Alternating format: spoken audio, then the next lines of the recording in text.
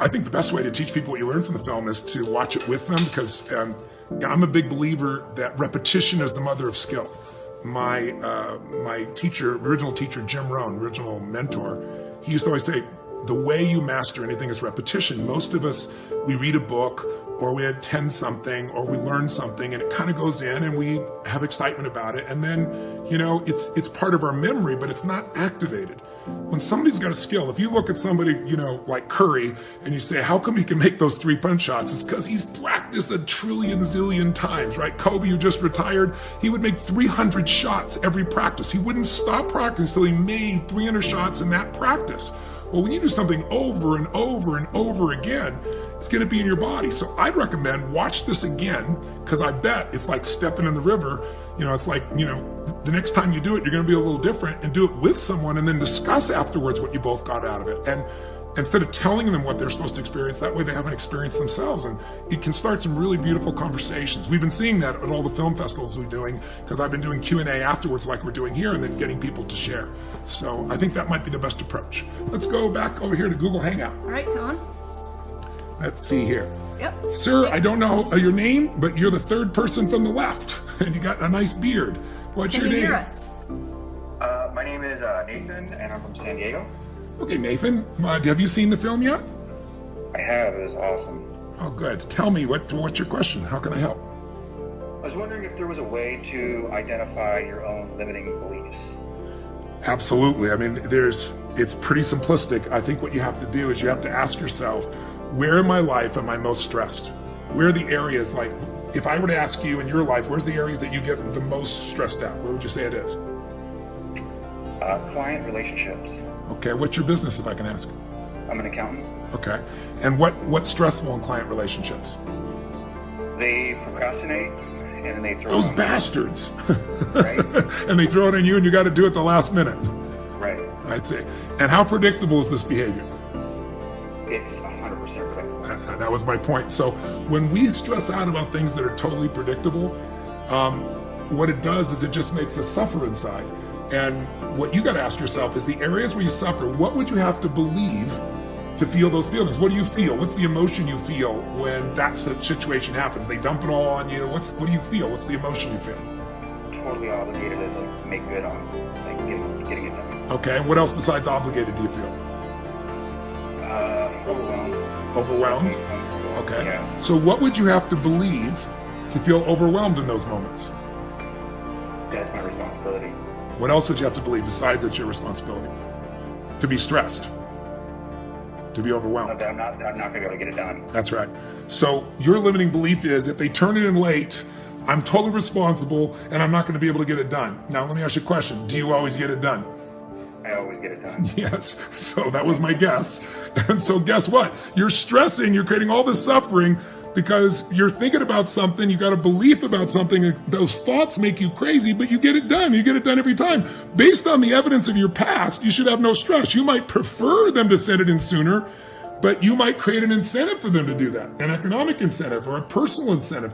That's different. But because you're suffering not because they turn in late. You're suffering because you believe they shouldn't. You're suffering because you believe because they do it, you're responsible, you're going to be stressed, and you're not going to get it done. And the not get it done is what's making you stressful, but you do get it done. It's so crazy how we as human beings so often make up a story in our head and we play it over and over again until we believe it, even though it's not true. And it gives us stress. Can you see how that relates for you? Absolutely. Yeah.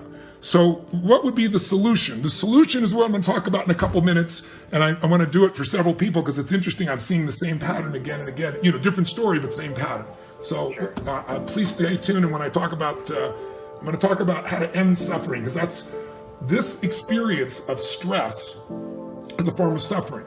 I would never use the word suffering a year and a half ago. If you would have said to me, Tony, do you suffer? I would have laughed at you. I said, suffer? Are you kidding me? I have 4 amazing kids. They're all adults. I got 3 grandkids that I love. I got the most incredible wife.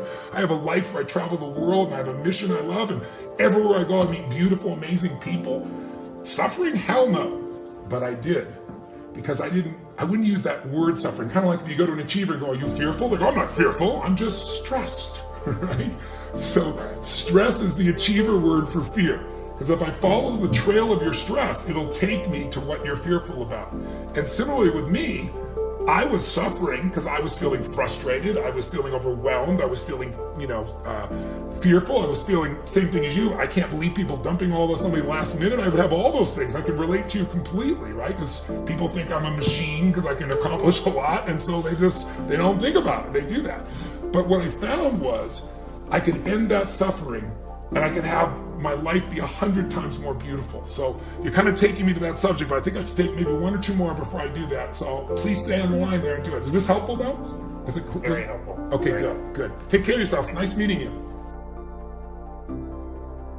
I think this idea of loving yourself as a cultural obsession has no basis in reality. Now, here's the challenge. When you're born, what do you got to do to be loved? Nothing. Because your mother's on drugs, natural drugs, oxytocin. So you look like a lizard and she thinks you're beautiful. Right? You're fat, you shit all over, you throw up, and you're still beautiful, right? For a while, you're unconditionally loved. And thank God we wouldn't have survived otherwise. I love women so much. I have so much respect for women, even more so going through birth again. No man will ever fully appreciate what a woman does or what a baby demands of a mother if you're breastfeeding and the energy and the no sleep. It's amazing what women do in our life. But the point is, in the beginning you gotta do nothing, and then the oxytocin wears off, and suddenly you do the same, scream or yell, throw your food, and now you get yelled at or hit, or the worst one of all, you get ignored. And then fear enters your body, and then the rest of your life you're looking for, how can I get this unconditional love? And I remember in the beginning asking myself, because I studied all animals and with the level of dependency they have. And human beings have the longest period of dependency for survival of any creature other than other primates. Whales will be dependent for a year, birds for a few weeks, then boom, get your ass out there and fly, It's a different world. We have this long dependency. It's just the nature of how we are. And then I thought to myself, so why don't we just have unconditional love all the time? And I think my answer is because then you never grow or give anything to life. You think everything is about you. And unfortunately, there are a large population of kids that were raised in a generation of parents that were helicopter parents that thought everything should be about the child, and they wonder why they're selfish today. Or why they, don't seem to have great relationships where you got to be with somebody else, you got to put somebody else ahead of you. That's what love is. Love is putting somebody else ahead of yourself. Loving yourself usually comes for most human beings by starting to have a value and just appreciating people, not because of what they do, not because of what they have, just because you feel their essence. And it's easier to do that with somebody you love than it's with yourself, but when you start to with somebody else and you're not judging, you're truly loving them, then it's much more natural because you're already doing the loving. You're not getting it from somewhere else. Someone may say something, look at you a certain way as a trigger, but all love is self-love. This bullshit, I don't love myself. If you've ever been someone and felt loved, you loved yourself. They didn't love you. They said something, they did something with their eyes, and you used that as a trigger to release love inside of you. But loving yourself every moment, all the time, is not the secret to success. Having appreciation for yourself is different than constantly loving. Now, in the Bible, it says, love thy neighbor as thyself. So I think it's a worthy goal and it's useful, but most people are obsessed with it. And I think get on about living a life that's meaningful and you'll love yourself. As long as you focus on you, you're not gonna love you. Because the human brain is always looking for what's wrong, what to protect, what needs to be changed. It's a survival instinct. And so it's looking for things to fight or flight or try to freeze or pretend you're not there about yourself. But when you're in a bit of service, when you're trying to serve something more than yourself, that's when the higher part of your consciousness is there. That's when your heart is flowing. And when you're doing that, you're not thinking about you, and therefore you feel love. And how many follow what I'm talking about? Get a better quality problem here. Say I. And that can happen if you make this psychological shift. So here's what I want to give you for this day. 2 skill sets I want to share with you. But before I do, just for a second, stand back up because you've been sitting too long. I know you're all over. Stand up just for a second. Shake your body out if you would, please. Stand up, shake it out, put a little music on there. And I want you to shake your body, wake your body up. On 3, shake the building. 1. No matter what it is you do, whether you're a filmmaker, a startup entrepreneur, a manager of a corporation, a bread creator, or whatever it's called, a baker. I guess that would be a baker. Whether you're a teacher, whether you're a firefighter, whether you're a politician, whether you are a gardener, whether you are a wall maker, I don't know, whatever it is you do, but every day you walk out in the world gives you not only that opportunity, but brings with it the awesome responsibility to show up as a leader. But the chances are you won't.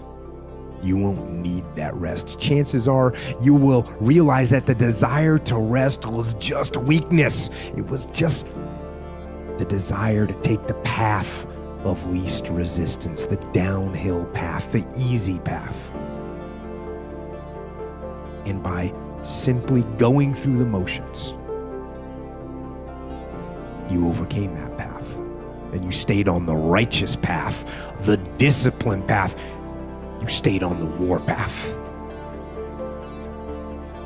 which is right where you know. And so to tell people even something like, well, you should feel good about yourself the way you are, it's like, well, that there's something there that's seriously lacking, because there's so much more that you could be, that you need to be, and that you should be aiming at. The problem with being okay the way you are is that you don't have a goal then. And people need to have a goal in order to